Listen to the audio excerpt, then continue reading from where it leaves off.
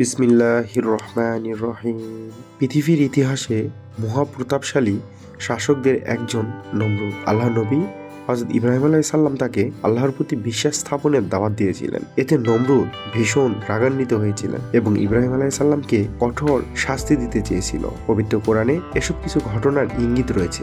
নমরুদের বড় মর্মান্তিক মৃত্যু হয়েছিল বলেও তাফসীর গ্রন্থগুলো থেকে জানা যায়। এখানে সংক্ষেপে নমরুদের সম্পর্কে তুলে ধরা হবে। হযরত নূহ আলাইহিস সালামের মৃত্যুর পরের বছর মিশরে ৪২টি রাজ্যের রাজাদের একটি সম্মেলন হয়, যেখানে নমরুদ রাজাদের রাজা উপাধিতে ভূষিত হয়। এই খ্যাতি ও সম্মানের শিখরে পৌঁছে তার মানসিকতার পরিবর্তন আসে এবং নিজেকে সে খোদা বলে দাবি করে এবং তার কাছে প্রার্থনা করার আদেশ দেয়। আর তখন থেকেই প্রজারা উপাস্য রূপে বা খোদা রূপে তার পূজা অর্চনা শুরু করে। হযরত ইব্রাহিম আলাইহিস সালাম তাকে আল্লাহর প্রতি বিশ্বাস স্থাপনের কথা বললেন। তিনি খুব রাগান্বিত হয় এবং তাকে কঠোর শাস্তি দেওয়ার চিন্তা করেন। হযরত ইব্রাহিম আলাইহিস সালাম 10 বছর সবার আড়ালে এক গুহায় বসবাস করছিলেন। হয়তো নির্বাসনে বসবাস করার জন্যই বাল্যকাল থেকেই হযরত ইব্রাহিম আলাইহিস সালাম প্রকৃতি এবং স্রষ্টাকে নিয়ে গভীরভাবে ভাবতে শুরু করেছিলেন। অবশেষে তিনি আসল স্রষ্টাকে চিনতে পারেন আর তারপর থেকেই গোত্রের লোকদের দেবদেবী পূজা করতে নিষেধ করেন এবং তার গোত্রের লোকদের সামনে গিয়ে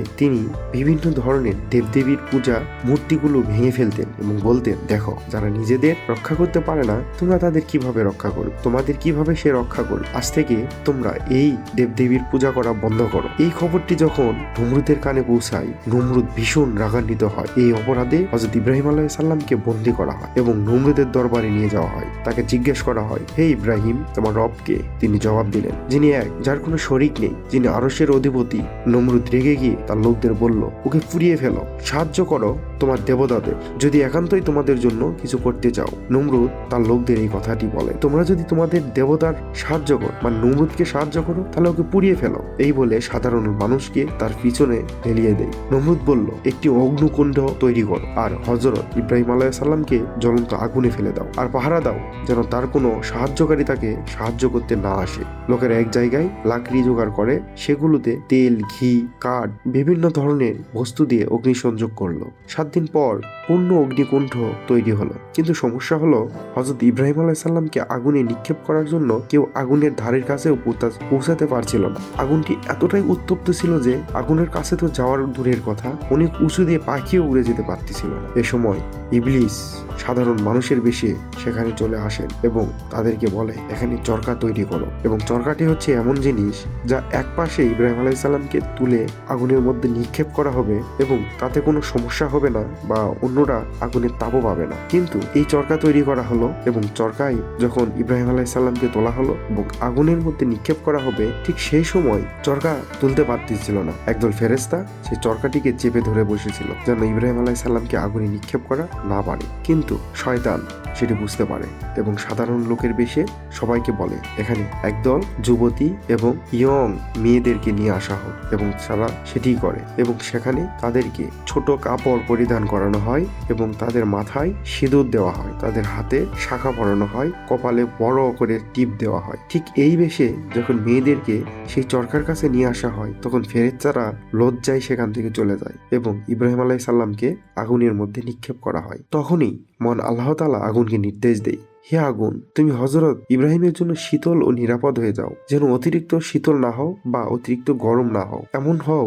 যেন তার আরামদায়ক হয়ে যাও। হযরত ইব্রাহিম আলাইহিস সালাম 40 দিন পর্যন্ত অগ্নিকুণ্ডে ছিলেন। আল্লাহর হুকুমে তিনি সম্পূর্ণ সুস্থ অবস্থায় অগ্নিকুণ্ড থেকে বেরিয়ে এলেন। নমরুদ আল্লাহর বাহিনীর সাথে যুদ্ধ করার ঘোষণা দিয়েছিল। হযরত ইব্রাহিম আলাইহিস সালাম তার কার্যকলাপ দেখে আল্লাহর কাছে প্রার্থনা করেন, হে আল্লাহ, তারা আমার কথায় কান দিল না, তুমি তাদের ধ্বংস করো। এই বলে ইব্রাহিম আলাইহিস সালাম যখন আল্লাহর কাছে দোয়া করে তখন ইব্রাহিম আলাইহিস সালামকে মহান আল্লাহ তাআলা বলে, তোমার অনুসারীদেরকে নিয়ে তুমি দূরে কোথাও চলে যাও। তখন তার অনুসারীদেরকে নিয়ে যখন দূরে কোথাও চলে যায় তখন নমরুদের উপরে আল্লাহ তাআলা মশা বাহিনী পাঠায়। হযরত ইব্রাহিম আলাইহিস সালাম দূরে আকাশের দিকে আঙ্গুল দিয়ে দেখালেন, দূরে কালো রঙের একটা মেঘ দেখা যাচ্ছিল। তখন সেটা দেখে লাখ লাখ মশার গুনগুন শব্দে ময়দান মুখরিত হলো। কিন্তু নমরুদ অবজ্ঞার সুরে বলল, এ তো মশা, তুচ্ছ প্রাণী, তা আবার নিরস্ত্র।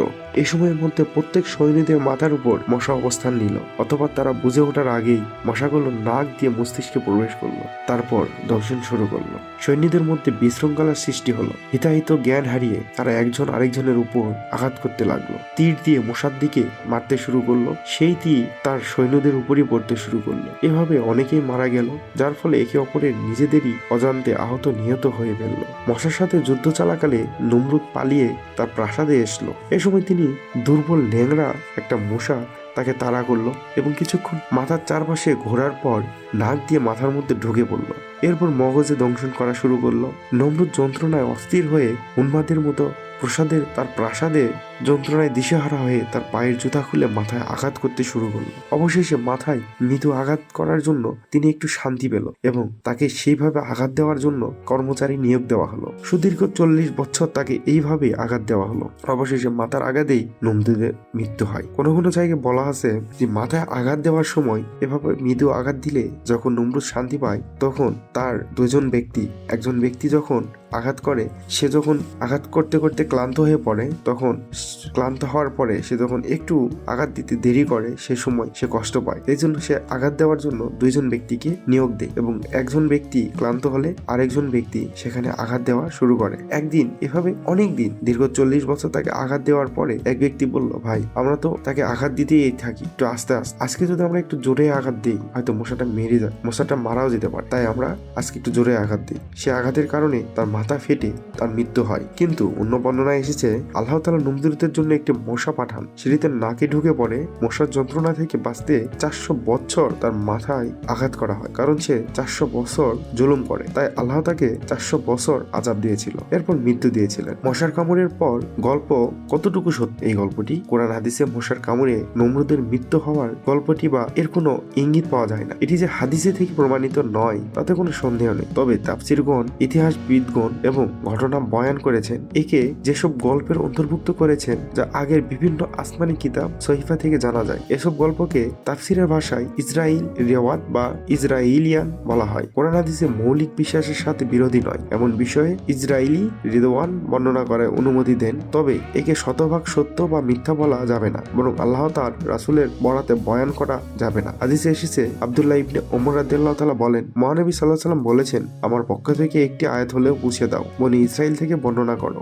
অসুবিধা নেই। আর যে আমার নামে ইচ্ছা করে মিথ্যা বলে, সেজন্য জাহান্নামে নিজের স্থান বানিয়ে নেই। মুফাসসিরগণ বলেন, পৃথিবীর সকল জালিম অবাধ্যের শেষ পরিণত আমাদের জন্য রয়েছে অনেক শিক্ষা। এটিও তেমন একটি শিক্ষা বা ঘটনা। এই ঘটনার শিক্ষা হলো, জালিম যত বড়ই অবাধ্য হোক, অহংকার করুক, নিপীড়ন করুক, আল্লাহ তাআলা তাকে সবচেয়ে ছোট্ট কীট পতঙ্গ দিয়েই ধ্বংস করতে পারেন। প্রিয় দর্শক, যদি আজকের ঘটনাটি ভালো লেগে থাকে অবশ্যই চ্যানেলটি সাবস্ক্রাইব করতে ভুলবেন না, এবং আপনি যদি নমরুদ সম্পর্কে বা আপনি এই গল্প পুরোপুরি শোনার পরে কমেন্ট করার ইচ্ছা থাকে অবশ্যই কমেন্ট করবেন, এবং আপনি যদি কোনো বিষয় সম্পর্কে জানার আগ্রহ থাকে সেটিও লিখতে পারেন। আমরা পরবর্তী আপনার বিষয় নিয়েই আলোচনা করার চেষ্টা করব। আজকের মতো ভিডিওটি এখানেই। সবাই ভালো থাকবেন, সুস্থ থাকবেন। আসসালামু আলাইকুম।